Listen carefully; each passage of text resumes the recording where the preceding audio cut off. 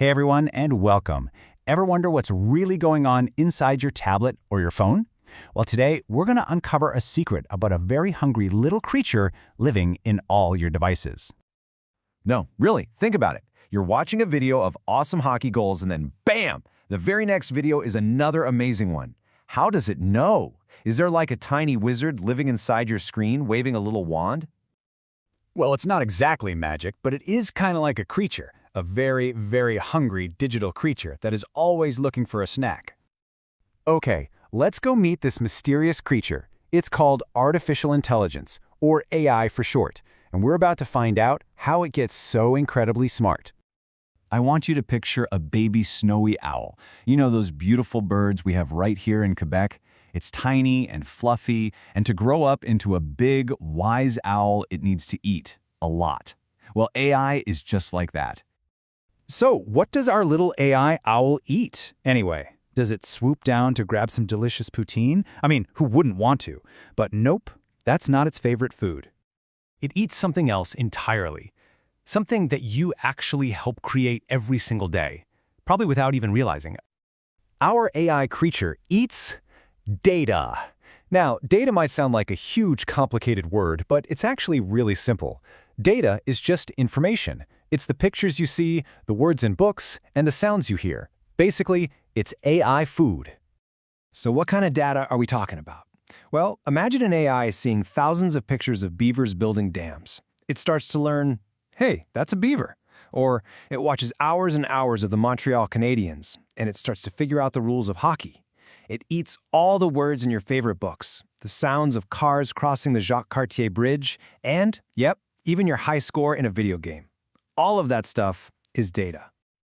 Now, just like for us, what an AI eats is super important. A healthy diet of good data is what makes a really helpful AI. When an AI eats a really good, balanced diet of true and helpful information, it can grow up to be amazing. It can help you with your homework, help your parents find their way when you're driving, or even help doctors discover new ways to keep everyone healthy. But what happens if our little AI owl only eats junk food? What if it only eats stuff that isn't good for it? That's when we can have a pretty big problem. Junk food for an AI is information that's just not true, or even information that's mean or unfair. So check this out. On one side, you've got a healthy data diet.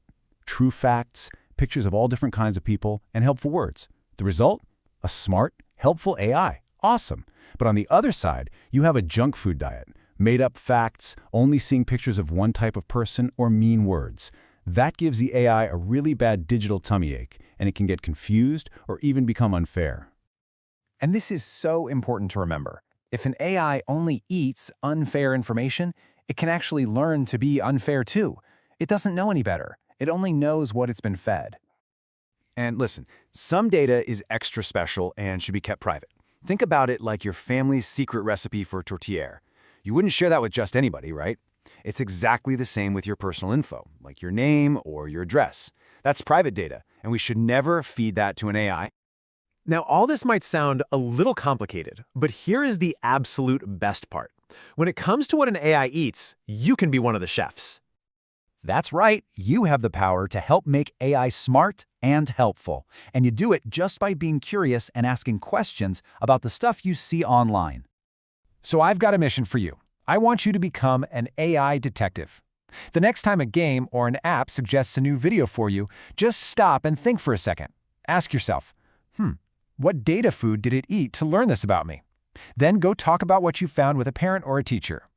Because the most powerful tool you have isn't a computer. It's your own amazing brain. So remember, ask questions, be curious, and stay smart. You've got this. Thanks for watching.